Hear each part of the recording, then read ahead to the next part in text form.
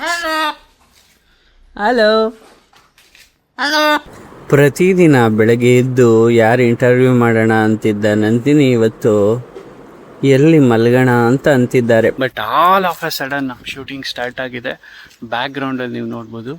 So ಇದು ಮುಲ್ಕಿಯ palace.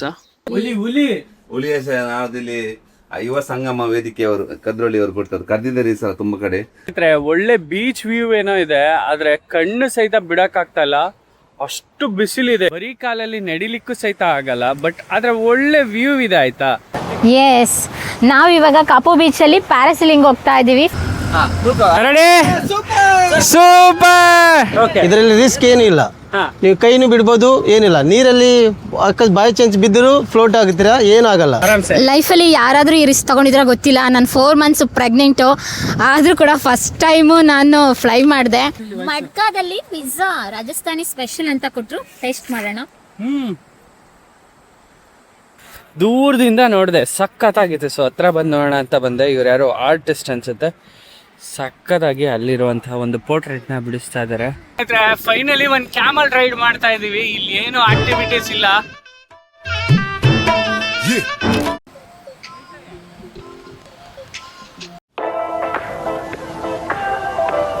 ಪುತ್ತೂರಿನ 2ನೇ ದಿನ. So we are all getting ready. ನೋಡ್ಬೋದು ಎಲ್ಲ ರೆಡಿ ಆಗಿದ್ದಾರೆ ಆಲ್ರೆಡಿ. ಡೇ 2 ವಿಡಿಯೋನ ಸ್ಟಾರ್ಟ್ ಮಾಡೋಣ. ನಂದಿನಿ ಫುಲ್ ಟಯರ್ಡ್ ಆಗಿಬಿಟ್ಟಿದ್ದಾರೆ. ಐ ಥಿಂಕ್ ಇವತ್ತು ನಾವು ಟ್ರಿಪ್ನ ಎಂಡ್ ಮಾಡ್ತಾ ಇದ್ದೀವಿ, ಬಿಕಾಸ್ ನಂದಿನಿಗೆ ಹೆಲ್ತ್ ಇಶ್ಯೂ ಇರೋದ್ರಿಂದ. ಭೀಷ್ಮಂಗೋಸ್ಕರ ಬೀಚ್ಗೆ ಹೋಗ್ತಾ ಇದ್ದೀವಿ ಇವತ್ತು. ಬನ್ನಿ ಕ್ವಿಕ್ಕಾಗಿ ರೆಡಿಯಾಗಿ ಹೊರಡೋಣ. Bhishma, are you ready to beach? Breakfast ready ಆಗ್ತಾ ಇದೆ. ಫಸ್ಟ್ ತಿನ್ನೋಣ ಅಂತ ಹೇಳಿ ಒಂದು ಕಡೆ ನಿಲ್ಸಿದ್ದೀವಿ. ನಂದಿನಿ, ಟಯರ್ಡ್ ಎಲ್ಲ ಹೋಯ್ತಾ? I you happy? Come let's go and have food. ಪ್ರತಿದಿನ ಬೆಳಗ್ಗೆ ಎದ್ದು ಯಾರು ಇಂಟರ್ವ್ಯೂ ಮಾಡೋಣ ಅಂತಿದ್ದ ನಂದಿನಿ ಇವತ್ತು ಎಲ್ಲಿ ಮಲ್ಗೋಣ ಅಂತ ಅಂತಿದ್ದಾರೆ. ಏನು ಬಂತು? ಇಡ್ಲಿ ಬಂದಿದೆ, ಮಸಾಲೆ ದೋಸೆ ಬಂದಿದೆ, ಆ್ಯಂಡ್ ನಮ್ಮ ನಂದಿನಿಗೆ ಉಪ್ಪಿಟ್ಟು ಬಂದಿದೆ. So this is all today's. Yes, laddu. ಉಡುಪಿಗೆ ಎಂಟ್ರ್ ಆಗ್ತಿದ್ದೀವಿ ಸ್ನೇಹಿತರೆ. ಸೊ ಈಗ ತಾನೇ ಜಸ್ಟ್ ಎಲ್ರದ್ದು ಊಟ ಆಯಿತು. ಊಟ ಆಗಿ ಈ ಹೀಟಲ್ಲಿ ಏನು ಕುಡಿಯೋದು ಅಂತ ಯೋಚಿಸ್ತಾ ಇರ್ಬೇಕಾರೆ ನನಗೆ ಸಿಕ್ಕಿ ಎಲ್ಲಿ ನೋಡಿ. ಏನಿದು ಭೀಷ್ಮ? ಏನಿದು ಕುಡ್ದಿಯಾ ನೀನು? ಅವನಿಗೆ ಮೊಬೈಲ್ ಬೇಕು, ಅದಕ್ಕೆ ಫುಲ್ ಕೋಪ ಮಾಡ್ಕೊಂಡಿದ್ದಾನೆ. ಇನ್ನೇನು ಇನ್ನೊಂದು ಗಂಟೆಯಲ್ಲೇ ನಾವು ಮಲ್ಪೆಯಲ್ಲಿ ಇರ್ತೀವಿ. ಬೀಚ್ಗೆ ಹೋಗೋಣ ಅಂತ ಫುಲ್ ಎಲ್ಲ ರೆಡಿಯಾಗಿ ಹೊರಟಿದ್ವಿ. ಒಂದು ಕಾಲ್ ಬಂತು, ಸುರೇಶ್ ಅಂತ ಹೇಳಿ, ನಮ್ಮ ಮಮತಾ ರಾವತ್ ಇದ್ದಾರಲ್ಲ ಅವ್ರ ಹಸ್ಬೆಂಡು, ಬಿಸ್ನೆಸ್ ಮ್ಯಾನು. ಕಾಲ್ ಮಾಡಿ, ಆಕಾಶ್ ಮಂಗಳೂರಲ್ಲಿದ್ದೀರಾ ಅಂದ. ಹೌದು ಸರ್ ಅಂತ ಹೇಳಿದೆ. ಆಮೇಲೆ ಅವ್ರು ಹೇಳಿದ್ರು ನನಗೆ, ಮಂಗಳೂರು ಹತ್ರ ಮುಲ್ಕಿ ಪ್ಯಾಲೇಸ್ ಇದೆಲ್ಲ, ನಿಮ್ದ್ರಲ್ಲಿ ಯಾಕೆ ಮಾಡಬಾರ್ದು? ಮಾಡೋಣ ಸರ್ ಅಂತ ಹೇಳಿದೆ. ಅವ್ರ ಕಾಂಟ್ಯಾಕ್ಟ್ ನಂಬರ್ ಕೂಡ ನಮ್ಮ ಹತ್ರ ಮುಂಚೆನೇ ಇತ್ತು. ಸುರೇಶ್ ಅವರೇ ಕಳಿಸ್ಕೊಟ್ಟಿದ್ರು, ಆ್ಯಂಡ್ ತುಂಬ ಜನ ಕಳಿಸಿದ್ರು. ನಾನು ಅಂದ್ಕೊಂಡೆ ಮರ್ತಿದ್ದೀವಲ್ಲ, ಇವತ್ತೊಂದು ದಿನ ಆರಾಮಾಗಿ ಎಂಜಾಯ್ ಮಾಡೋಣ ಅಂತ ಹೋಗ್ತಾ ಇದ್ವಿ ಮಗನ ಕರ್ಕೊಂಡು. But all of a sudden ನಮ್ಮ ಶೂಟಿಂಗ್ ಸ್ಟಾರ್ಟ್ ಆಗಿದೆ. ಬ್ಯಾಕ್ ಗ್ರೌಂಡಲ್ಲಿ ನೀವು ನೋಡ್ಬೋದು ಶೂಟ್ ನಡೀತಾ ಇದೆ. ಸೊ ಇದು ಮುಲ್ಕಿಯ ಪ್ಯಾಲೇಸ್ನ ಒಂದು ಭಾಗನ ಶೂಟ್ ಮಾಡ್ತಾ ಇದ್ದೀವಿ. ಹೀಗೆ ಸಡನ್ನಾಗಿ ಏನೇನೋ ಒಂದಷ್ಟು ಪ್ಲ್ಯಾನ್ಸ್ಗಳು ಎಕ್ಸಿಕ್ಯೂಟ್ ಆಗ್ತಾನೆ ಇರುತ್ತೆ. ಹಲೋ. ಮಲ್ಪೆ ಹತ್ರ ಎಲ್ಲಿಗೆ ಹೋಗ್ತಾ ಇದೀವಿ ಅನ್ಕೊಂಡ್ರಾ? ಈಶ್ವರ್ ಮಲ್ಪೆ ಅವ್ರನ್ನ ಹುಡುಕೊಂಡು ಹೊರಟಿದ್ದೀವಿ. ಒಬ್ಬ ಒಳ್ಳೆ ಪರ್ಸನ್ ಅಲ್ಲ, ಬನ್ನಿ ಮೀಟ್ ಮಾಡಿಸ್ತೀನಿ ನಿಮ್ಗೆ. ಸೂಪರ್. ಹೇಗಿದ್ದೀರಿ? ನಮಸ್ಕಾರ. ಇಷ್ಟೇ ಅಲ್ಲ, ರೂಮಲ್ಲಿ ನೋಡ್ಬೇಕು ನೀನು. ಏನು ಬ್ರದರ್ ಇದು? ಹುಲಿಯ ನಾವದಿಲ್ಲಿ ಯುವ ಸಂಗಮ ವೇದಿಕೆಯವರು ಕದ್ರೊಳ್ಳಿ ಅವರು ಕೊಡ್ತಾರೆ, ಕರೆದಿದ್ದಾರೆ ಈ ಸಲ ತುಂಬ ಕಡೆ. ಸ್ನೇಹಿತರೆ, ನೀವು ಈ ವಿಡಿಯೋದಲ್ಲಿ ನೋಡ್ಬೋದು ಈಶ್ವರ್ ಮಲ್ಪೆ ಅವರ ಮಕ್ಕಳು ಯಾವ ಸ್ಥಿತಿಯಲ್ಲಿದ್ದಾರೆ ಅಂತ ಹೇಳಿ. ಸೊ ನನಗಂತೂ ಇದನ್ನು ನೋಡಿ ತುಂಬಾ ಬೇಜಾರಾಯಿತು. ಯಾಕೆ ಅಂತ ಅಂದರೆ ಸಾವಿರಾರು ಜನರಿಗೆ ಜೀವದಾನ ಮಾಡಿರುವಂತಹ ಈಶ್ವರ್ ಮಲ್ಪೆ ಅವರು, ಆದರೆ ತಮ್ಮ ಮಕ್ಕಳಿಗೆ ಈ ರೀತಿ ಪರಿಸ್ಥಿತಿ ಬಂದಿರಲಿಲ್ಲ. ಎಂಥ ವಿಪರ್ಯಾಸ ಅಲ್ವಾ ಸ್ನೇಹಿತರೆ. ಮಲ್ಪೆಗೆ ಹೋಗ್ತಾ ಇಲ್ಲ. ಯಾಕೆ ಅಂದರೆ ಮಲ್ಪೆಗೆ ಬಿಡ್ತಾ ಇಲ್ವಂತೆ, ಯಾರನ್ನು ಬಿಡಲ್ಲ. ನೀರಿಗೆ ಬಿಟ್ಟಿದ್ದಾರೆ, ಹೋಗ್ಬೋದು. ಅಂದರೆ ಬೋಟಿಂಗ್ ಗೀಟಿಂಗ್ ಯಾವುದಿಲ್ಲ. ಬೋಟಿಂಗ್ ಬೇಕಾದ್ರೆ ಕಪ್ಪಲ್ ಇದೆ, ಈಗ ಅಲ್ಲೇ ಹೋಗ್ಬಿಡೋಣ ಬನ್ನಿ. ಅಲ್ಲ, ನಮ್ಮ ಗಾಡಿ ನೋಡಿ ಅಲ್ಲಿ ಇದೆ. ನಾವು ನಂದಿನಿ ಇಬ್ಬರು ಇವ್ರ ಗಾಡಿಯಲ್ಲಿ ಹೋಗ್ತಾ ಇದ್ದೇವೆ. ಕಂಪ್ಲೀಟಾಗಿ ರೌಂಡ್ ಹಾಕ್ಕೊಂಡು ಎಲ್ಲೆಲ್ಲಿ ಏನೇನಿದೆ ಅಂತ ಎಲ್ಲ ತೋರಿಸ್ಕೊಂಡು ನಮಗೆ ಸೀದಾ ಅವರು ಕರ್ಕೊಂಡೋಗಿದ್ದೆ ಕಾಪು ಬೀಚ್ ಕಡೆಗೆ. ಏಕೆ ಅಂತಂದರೆ ಮಲ್ಪೆ ಬೀಚ್ನಲ್ಲಿ ಬೋಟಿಂಗ್ ಇರಲಿಲ್ಲ, ಹಾಗಾಗಿ ಕಾಪು ಕಡೆ ಹೋದ್ವಿ ನಾವು. ಸ್ನೇಹಿತರೆ, ಫೈನಲಿ ನಾವು ಕಾಪು ಬೀಚಿಗೆ ಬಂದಿದ್ದೀವಿ. ಸೊ ನಂದಿನಿ ಲೇಟ್ ಮಾಡಿದ್ಲು ಆಲ್ರೆಡಿ. ನಮ್ಮ ಮಗನನ್ನು ಬೀಚಲ್ಲಿ ಆಟ ಆಡಿಸ್ಬೇಕು ಅನ್ನೋದು ನಮಗೊಂದು ದೊಡ್ಡ ಕನಸು ನೋಡಿ. ಅದಕ್ಕೆ ಅವನಿಗೋಸ್ಕರ ಪ್ರಿಪೇರಾಗಿ ಬಂದಿದ್ದೀವಿ. ಒಳ್ಳೆ ಬೀಚ್ ವ್ಯೂ ಏನೋ ಇದೆ, ಆದ್ರೆ ಕಣ್ಣು ಸಹಿತ ಬಿಡಕ್ಕಾಗ್ತಾ ಇಲ್ಲ, ಅಷ್ಟು ಬಿಸಿಲಿದೆ. ಬರೀ ಕಾಲಲ್ಲಿ ನಡಿಲಿಕ್ಕೂ ಸಹಿತ ಆಗಲ್ಲ. ಬಟ್ ಆದ್ರೆ ಒಳ್ಳೆ ವ್ಯೂ ಇದೆ ಆಯ್ತಾ. ನನ್ಗೆ ಎಲ್ಲದಕ್ಕಿಂತ ತುಂಬಾ ಇಂಟ್ರೆಸ್ಟಿಂಗ್ ಅನ್ಸಿದ್ದಂದ್ರೆ ಈ ಗಾಡಿಗಳು. ಇದರಲ್ಲಿ ರೈಡ್ ಹೋಗೋದಿದೆಯಲ್ಲ, ಒಳ್ಳೆ ಮಜಾ. ಆದ್ರೆ ಅವರು ಒಂದೇ ರೈಡ್ ಕೊಡೋದು ಆಯ್ತಾ. ನಾವು ಮಾಮೂಲಿ ಬೈಕ್ನ ಓಡಿಸೋದಕ್ಕಿಂತ ಈ ರೀತಿ AV ಬೈಕ್ಸು, ಡರ್ಟ್ ಬೈಕ್ಸ್ನ ಓಡಿಸೋದ್ರಲ್ಲಿ ಒಂಥರ ಮಜಾ ಇರುತ್ತೆ. ನೀವು ಕೂಡ ಎಕ್ಸ್ಪೀರಿಯೆನ್ಸ್ ಮಾಡ್ಬೋದು. ಆ್ಯಂಡ್ ಈ ವಿಡಿಯೋದಲ್ಲಿ ನಾನು ಇವರ ನಂಬರ್ ಕೂಡ ಕೊಟ್ಟಿರ್ತೀನಿ, ಕೋಟಿಯಾನ್ ಅಂತ ಹೇಳಿ. ಅವ್ರನ್ನ ಕಾಂಟ್ಯಾಕ್ಟ್ ಮಾಡಿದ್ರೆ ಕಾಪು ಬೀಚಲ್ಲಿ ನಿಮ್ಗೆ ಏನೆಲ್ಲ ಬೇಕೋ ಎಲ್ಲ ಫೆಸಿಲಿಟೀಸ್ನ ಮಾಡಿಕೊಡ್ತಾರೆ.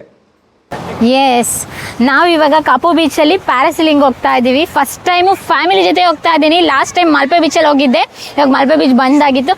ಹಾಗಾಗಿ ನಮ್ಮ ಮಗನ ಕರ್ಕೊಂಡು ಬಂದಿದ್ದೀನಿ. ಇವನ್ಗೊಂದು ಹಾಕಿ. ಲೈಫ್ ಜಾಕೆಟ್ ಹಾಕೋತಾ ಇದ್ದೀನಿ. ಲೈಫ್ ಜಾಕೆಟ್ ಅನ್ನೋದು ತುಂಬಾನೇ ಇಂಪಾರ್ಟೆಂಟು. ಯಾಕೆ ಗೊತ್ತಾ? ಲೈಫ್ ಜಾಕೆಟ್ ಯಾಕೆ ಇಂಪಾರ್ಟೆಂಟು? 24 ತಾಸು ಒಳಗೆ ಇರ್ಬೋದು ಇದು ಹಾಕೊಂಡು, ಸ್ವಿಮ್ಮಿಂಗ್ ಬರ್ಲಿಲ್ಲ ಅಂದ್ರೆ. ಹೌದಾ? 24 hours ಇರ್ಬೋದಂತೆ ಗೈಸ್. ಇದನ್ನ ಹಾಕೊಂಡು ಸ್ವಿಮ್ಮಿಂಗ್ ಬರ್ದಲ್ಲೇ ಇದ್ರು ಸಮುದ್ರದಲ್ಲಿ ನಾವು ಜೀವಂತವಾಗಿರ್ಬೋದು. ಜೀವಂತಾಗಿ 24 ಮುಗಿದ್ಮೇಲೆ ಡೇಟ್ ಆಫ್ ಖಲಾಸ್, ಡೇಟ್ ಮುಗೀತಾ ಇದ್ರದು. ಖಲಾಸ್. ಸೊ ಪ್ಯಾರಾಸೈಲಿಂಗ್ ಹೋಗಬೇಕು ಅಂತ ಹೇಳಿ ಲೈಫ್ ಜಾಕೆಟ್ನ ಹಾಕ್ಕೊಂಡು ನಾವು ಬೋಟಲ್ಲಿ ಕೂತ್ಕೊಂಡು ಸ್ಟ್ರೈಟ್ ಅವೇ ಬೀಚ್ನ ಒಂದು ಮಧ್ಯಭಾಗಕ್ಕೆ ಹೋದ್ವಿ. ಸೊ ಅಲ್ಲಿ ಗೊತ್ತಲ್ಲ, ಒಂದು ಬೋಟಿಂದ ಇನ್ನೊಂದು ಬೋಟಿಗೆ ಶಿಫ್ಟ್ ಮಾಡಿಕೊಂಡು ಅಲ್ಲಿಂದ ಪ್ಯಾರಾಸೈಲಿಂಗ್ ಮಾಡ್ತಾರೆ. ಸರ್, ಇವಾಗ ಇದ್ರ ಸೇಫ್ಟಿ ಮೆಷರ್ಸ್ ಮತ್ತೆ ಯಾವ ತರ ಅದನ್ನ ಬಿಡೋದು ಸ್ಲೈಡಿಂಗ್ ಮಾಡೋಕ್ ಮುಂಚೆ ಪ್ರಿಪರೇಷನ್ಸ್ ಹೇಗೆ? ಸೇಫ್ಟಿ ಅಂದ್ರೆ ಫ್ಲೈನು ಇಲ್ಲಿಂದ ಹೋಗುತ್ತೆ, ಲ್ಯಾಂಡಿಂಗ್ನು ಇಲ್ಲೇ ಆಗುತ್ತೆ. ಇದರಲ್ಲಿ ರಿಸ್ಕ್ ಏನು ಇಲ್ಲ. ನೀವು ಕೈನು ಬಿಡ್ಬೋದು, ಏನಿಲ್ಲ. ನೀರಲ್ಲಿ ಬೈ ಚಾನ್ಸ್ ಬಿದ್ದರೂ ಫ್ಲೋಟ್ ಆಗುತ್ತೀರಾ, ಏನಾಗಲ್ಲ. ಅಕಸ್ಮಾತ್ ಯಾರಾದ್ರೂ ಟೂರಿಸ್ಟ್ ನಮ್ಗೆ ಆಗ್ತಾ ಇಲ್ಲ, ಬ್ರೀತ್ ಮಾಡಕ್ ಆಗ್ತಾ ಇಲ್ಲ, ಆಂಗ್ಸೈಟಿ ಆಗ್ತಾ ಇದೆ ಅಂದ್ರೆ ನಮಗೆ ಗೊತ್ತಾಗುತ್ತೆ. ಅವರು ಅಲ್ಲಿಂದ ಅವ್ರಿಗೆ ಕಸ್ಟಮರ್ ನೋಡಿದ್ರೆ ಗೊತ್ತಾಗುತ್ತೆ ನಮ್ಗೆ, ಅದು ಅವರಿಗೆ ಯಾವ ತರ ಆಗುತ್ತೆ ಯಾವ ತರ ಇಲ್ಲ ಅನ್ನೋದು. ನಾನೇ ಫಸ್ಟ್ ಹೋಗ್ತಾ ಇರೋದು. ಸೊ ಪ್ಯಾರಾಚೂಟ್ ಆಲ್ರೆಡಿ ಫ್ಲೈ ಮಾಡಿದ್ದಾರೆ ಮೇಲ್ಗಡೆ ಗೈಸ್. ಇವಾಗ ನಂದಿನಿ ಹೋಗ್ತಾ ಇದ್ದಾರೆ. ರೆಡಿ? ಸೂಪರ್. ನಂದಿನಿ ಇವಾಗ ಮೇಲೆ ಇದ್ದಾಳೆ, ನೀವು ನೋಡ್ಬೋದು. ಕೈ ಬಿಡು, ಏನಿಲ್ಲ, 100 feet ಮೇಲೆ ಹೋಗಿದ್ದಾಳೆ ಇವಾಗ ನಂದಿನಿ. ಸೊ ನಾನು ಝೂಮ್ ಔಟ್ ಮಾಡಿ ತೋರಿಸ್ತೀನಿ ನೋಡಿ ಇವಾಗ ಎಷ್ಟು ಹೈಟಲ್ಲಿ ಇದ್ದಾರೆ ಅಂತ ಗೊತ್ತಾಗತ್ತೆ.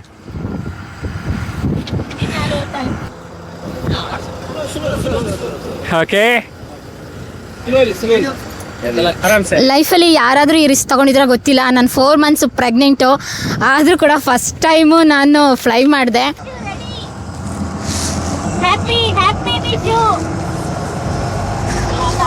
ಸ್ವಲ್ಪ ಸಾಕು, ಜಾಸ್ತಿ ಬೇಡ. ಒಂದು 20-30 feet ಅಷ್ಟೇ. Vishu, house it?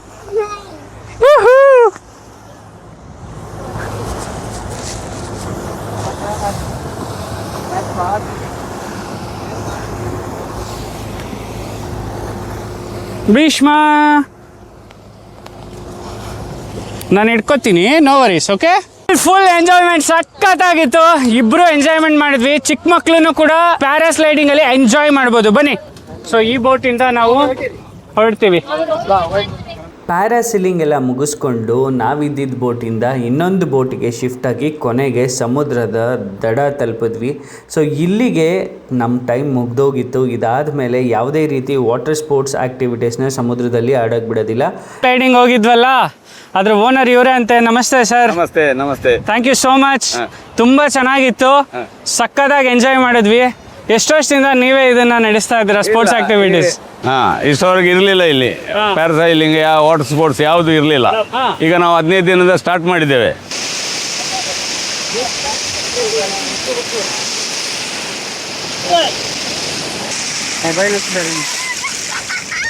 ಸಂಜೆ ಆಗ್ತಿದ್ದಂಗೆ ಎಲ್ಲ ಸ್ಪೋರ್ಟ್ಸ್ ಆ್ಯಕ್ಟಿವಿಟೀಸು ನಿಂತಾದ ಮೇಲೆ ನಾನು, ನಂದಿನಿ ಮತ್ತು ಮಗು ಸೇರ್ಕೊಂಡು 3 ಜನನೂ ಒಂದು ಕಡೆ ಕುತ್ಕೊಂಡು ಸಣ್ಣ ಮಕ್ಳ ಥರ ಮಣ್ಣನ್ನು ಗುಡ್ಡಾಕೊಂಡು ಆಟಾಡಿದ್ವಿ. ಸೊ ಈ ಎಂಜಾಯ್ಮೆಂಟು ವರ್ಷಕ್ಕೆ ಒಂದೇ ಸಲ ಸಿಗೋದು. ಸೊ ಹಾಗಾಗಿ ಮಕ್ಕಳ ಜೊತೆ ಇದ್ದಾಗ ನಾವು ಕೂಡ ಮಕ್ಕಳು ಮನೋಭಾವನೆಯನ್ನು ಅರ್ಥ ಮಾಡಿಕೊಂಡು ನಾವು ಮಕ್ಕಳ ಜೊತೆ ಮಕ್ಕಳಾಗ್ಬಿಡ್ಬೇಕು ಅಂತಾರಲ್ಲ, ಆ ರೀತಿ ಒಂದು ಎಕ್ಸ್ಪೀರಿಯನ್ಸ್ ಇದು.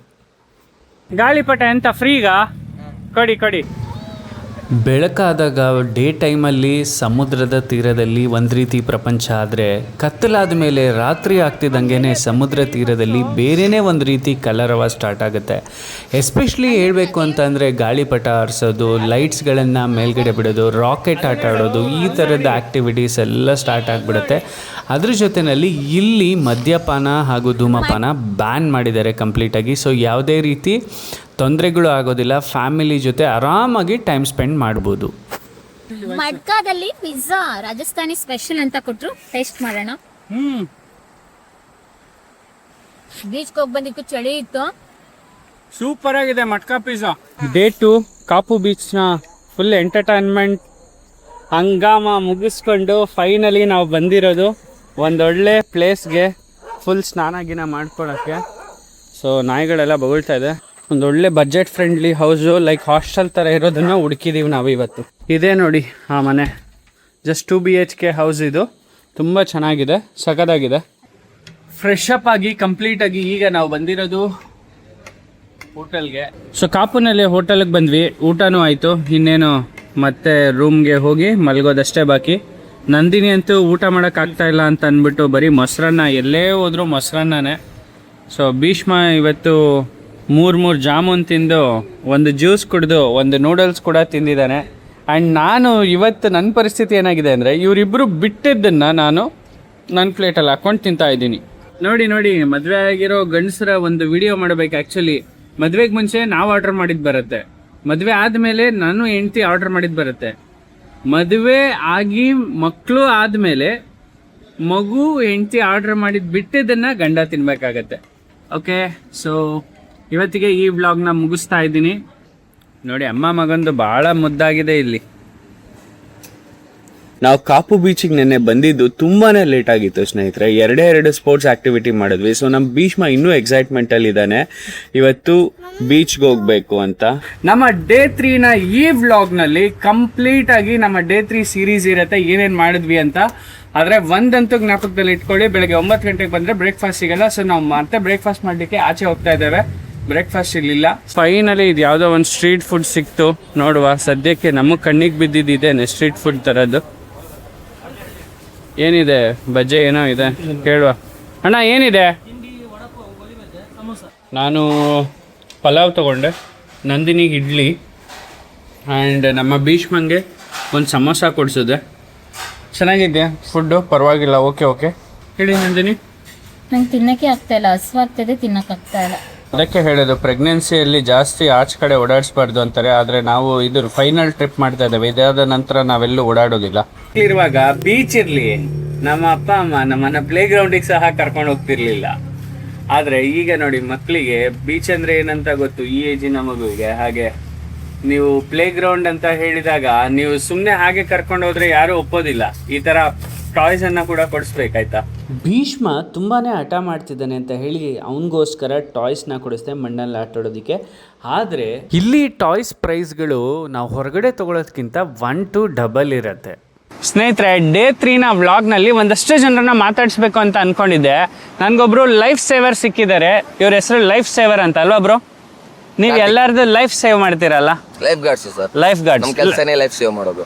ಪ್ರೊಫೆಷನ್ ಅಂದ್ರೆ ಲೈಫ್ ಗಾರ್ಡ್ ಅಂತ ಸರ್. ಲೈಫ್ ಗಾರ್ಡ್ ಅಂದ್ರೆ ನೀರಲ್ಲಿ ಯಾರು ಈಜ್ತಿರುವಾಗ ಯಾರು ನಮ್ಮ ಲಿಮಿಟ್ಸ್ ದಾಸಿ ಆ ಕಡೆ ಹೋಗ್ತಾರೋ ಅವ್ರನ್ನ ಯಾರನ್ನ ಎಳ್ಕೊಂಡು ಹೋಗುತ್ತೋ ಅವ್ರನ್ನ ಹೋಗಿ ಸೇವ್ ಮಾಡ್ಕೊಂಡು ಕರ್ಕೊಂಡ್ ಬರೋದು ಸರ್. ಓಕೆ, ವಿತ್ ಅವರು ಯಾವ ಪೊಸಿಷನ್ ಇದಾರೆ ಅಂತ ನೋಡ್ಕೊಂಡು ಅವರಿಗೆ ಕಾರ್ಡಿಯೋ ಕಾರ್ಡಿಸ್ಟ್ ಕೊಡೋದಾ ಅಲ್ಲ ನಮ್ದು CPR ಕೊಡೋದಾ ಅದನ್ನೆಲ್ಲ ನೋಡ್ಕೊಂಡು ಆಮೇಲೆ ಅವರನ್ನ ಮೇಲೆ ತಂದು ಇಡೋದಂತ. ಬೀಚ್ ವೈಬ್ ನ ನೋಡ್ಬೇಕು ಅಂತ ಅಂದ್ರೆ ನೀವು ಇವಾಗ ನೋಡ್ಬೇಕು. ಬೆಳಗ್ಗೆ ಫುಲ್ ಖಾಲಿ ಹೊಡಿತಾ ಇತ್ತು ಈ ಬೀಚು. ನೋಡಿ ಫುಲ್ಲು ಜನ ತುಂಬ್ಕೊಬಿಟ್ಟಿದ್ದಾರೆ. ಹಾಗೇನೆ ಬೀಚಲ್ಲಿ ಹಿಂಗೆ ಹೋಗ್ತಿರುವಾಗ ನನಗೊಂದು ಸಡನ್ ಆಗಿ ಪೇಂಟ್ ಆರ್ಟಿಸ್ಟ್ ಸಿಕ್ಕಿದ್ರು. ದೂರದಿಂದ ನೋಡಿದೆ, ಸಖತ್ತಾಗಿತ್ತು. ಸೊ ಹತ್ರ ಬಂದು ನೋಡೋಣ ಅಂತ ಬಂದೆ. ಇವ್ರು ಯಾರೋ ಆರ್ಟಿಸ್ಟ್ ಅನ್ಸುತ್ತೆ. ಸಖತ್ತಾಗಿ ಅಲ್ಲಿರುವಂತಹ ಒಂದು ಪೋರ್ಟ್ರೇಟ್ನ ಬಿಡಿಸ್ತಾ ಇದ್ದಾರೆ. ಎಲ್ಲಿ ಅವರು? ಕಲಬುರ್ಗಿಯಾ? ಆರ್ಟಿಸ್ಟಾ? ಏನು ಹಂಪಿ ಯೂನಿವರ್ಸಿಟಿಯಾ? ಇಲ್ಲ, ಹಂಪಿ ಯೂನಿವರ್ಸಿಟಿ ಇಲ್ಲ, ಕಲಬುರಗಿಯಲ್ಲಿ ದಾಟ್ ಇಂಟಿಗ್ರೇಷನ್ ಫೈನ್ ಆರ್ಟ್ಸ್ ಅಂತ. ಓ, ಸಖತ್ತಾಗಿ ಬಿಡಿಸ್ತಾ ಇದ್ದೀರಾ ಬ್ರೋ. ಫೈನ್ ಆರ್ಟ್ಸಾ? ಸ್ಟೂಡೆಂಟ್ಸಾ? ಹಾಂ, ಸ್ಟೂಡೆಂಟ್. ಈ ಆರ್ಟಿಸ್ಟ್ಗಳನ್ನ ನಾವು ನೋಡೋದು ಭಾಳ ಕಮ್ಮಿ. ಬರೀ ಬ್ರಿಟಿಷ್ ಅವರು, ಫ್ರೆಂಚು, ಅವ್ರು ಡಚ್ಚಸ್ಸು, ಅವರು ಇವರು ಅಂತ, ಪೋರ್ಚುಗೀಸ್ನವರು ಅಂತ ಹೇಳ್ತೀವಿ. ಬಟ್ ನಮ್ಮಲ್ಲೂ ಕೂಡ ಇಂಥ ಟ್ಯಾಲೆಂಟೆಡ್ಸ್ ಇದ್ದಾರೆ ರೀ. ನೋಡಿ ಅಲ್ಲ, ಚೆನ್ನಾಗಿ ಮಾಡ್ತಾ ಇದ್ದಾರಾ ಪೇಂಟಿಂಗ? ಸೂಪರ್ ಅಲ್ಲ. ನೋಡಿ ಈ ವೀಸಲ್ಲಿ ಕ್ರಿಕೆಟ್ ಕೂಡ ಆಡೋರಿಗೆ, ಕ್ರಿಕೆಟ್ ಶೋಗಿ ಇದ್ದವರಿಗೆ ಕ್ರಿಕೆಟ್ ಕೂಡ ಪ್ರಾಕ್ಟೀಸ್ ಮಾಡಲಿಕ್ಕೆ ಚಿಕ್ಕದಾಗಿ ಒಂದು ಕೌಟ್ ಮಾಡಿದ್ದಾರೆ.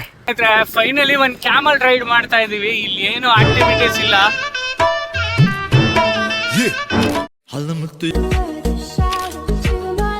ಹೆಂಗಿತ್ತು ನಂದಿನಿ ಜಾಲಿ ರೈಡ್? ಸಗದಾಗಿತ್ತಾ? ಸೂಪರಾ? Finally the day is ending with sunset. Basically ನಾವು ಈ ಸಮ್ಮರ್ಗೆ ಕಾಪು ಬೀಚಿಗೆ ಹೋಗಿದ್ದ ಉದ್ದೇಶನೇ ಅಲ್ಲಿರುವಂತಹ ಪ್ರತಿಯೊಂದು ಆ್ಯಕ್ಟಿವಿಟಿನೂ ಮಾಡಬೇಕು ಆ್ಯಂಡ್ ನಮ್ಮ ಲೈಫಲ್ಲಿ ಕಳೆದಂಥ ಅಮೂಲ್ಯವಾದ ದಿನಗಳನ್ನು ಮತ್ತೆ ಮತ್ತೆ ನೆನೆಸ್ಕೊಳ್ಳೋ ಹಾಗೆ ಮೆಮೊರೀಸ್ನ ರೀಸ್ಟೋರ್ ಮಾಡಬೇಕು ಅಂತ ಹೇಳಿ. ಸೊ ಅದೇ ರೀತಿಯಾಗಿ ಪ್ರತಿಯೊಂದು ಆ್ಯಕ್ಟಿವಿಟೀಸ್ನೂ ಎಂಜಾಯ್ ಮಾಡಿದ್ವಿ ಬೆಳಗ್ಗೆಯಿಂದ ಸಂಜೆವರೆಗೂ. ಆ್ಯಂಡ್ ಇವತ್ತು ಕಾಪು ಬೀಚ್ನ 2ನೇ ದಿನದ ಲಾಸ್ಟ್ ಟೈಮು. ಸೊ ಲಾಸ್ಟಲ್ಲಿ ನಂದಿನಿಗೆ ಅನಿಸಿದ್ದು ಇಲ್ಲೊಂದು ಡ್ಯಾನ್ಸ್ ಮಾಡೋದು ಯಾವುದೋ ಇದೆ, ಒಂದು ಸಲ ಮಾಡೋಣ ಅಂತ ಹೇಳಿದ್ರು. ಸೊ ಹಾಗಾಗಿ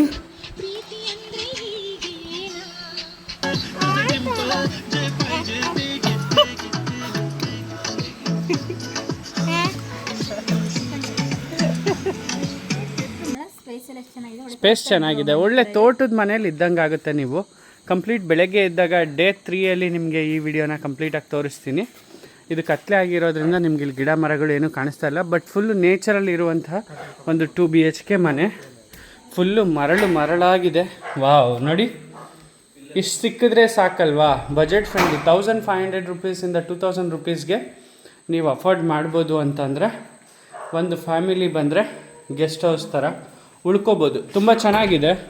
ಸೊ ಇವರ ಕಾಂಟ್ಯಾಕ್ಟ್ ನಂಬರ್ ಕೂಡ ನಾನು ಕೊಟ್ಟಿರ್ತೇನೆ. ಯಾರು ಬೇಕಾದರೂ ಉಪಯೋಗಿಸ್ಕೊಳ್ಳಿ. ನಿಮ್ಗೇನಾದರೂ ಬೇಕು ಅಂತಂದರೆ ಯೂಸ್ಫುಲ್ ಆಗುತ್ತೆ. ಚೆನ್ನಾಗಿದೆ. ಲೈಟ್ ಹಾಕಿ. ನಾವು ನಮ್ಮ ಹುಡುಗರಿಗೊಂದು ನಮ್ಮ ಫ್ಯಾಮಿಲಿಗೊಂದು ತಗೊಂಡಿದ್ದು. ಮೇಲೇನೂ ಇದೆ, ಬಟ್ 2 ರೂಮ್ ಸಾಕು ಅಂತ ಹೇಳಿ ನಮ್ಮ ಮನೆ ಥರ ಫೀಲ್ ಆಗ್ತಾ ಇದೆ ಅಲ್ವಾ? 2000ಕ್ಕೆ ಸಾಕಲ್ವಾ? ಇಷ್ಟಿದ್ರೆ ಸಾಕು. 2000ಕ್ಕೆ ಮಸ್ತ್ ಆಯಿತು. 2000 ರೂಪಾಯಲ್ಲಿ budget friendly house. Just 2000 rupees. ನೀವು ಒಂದು 4 ರಿಂದ 5 ಜನ ಬರ್ತೀರಾ ಅಂತಂದರೆ ಇದನ್ನು ನೀವು ಅಫೋರ್ಡ್ ಮಾಡ್ಬೋದು. ಪರ್ ಹೆಡ್ ಒಂದು 500 ರೂಪಾಯಿ ಬಿದ್ದಂಗೆ ಆಗುತ್ತೆ. ಬಟ್ ಇಟ್ಸ್ ಚೆನ್ನಾಗಿದೆ. ಸೊ ಈಗ ಫುಲ್ ಎಲ್ಲರೂ ಸ್ನಾನ ಮಾಡಿ ರೆಡಿಯಾಗಿ ಬಂದು ವ್ಲಾಗ್ನ ಕಂಟಿನ್ಯೂ ಮಾಡ್ತೀನಿ.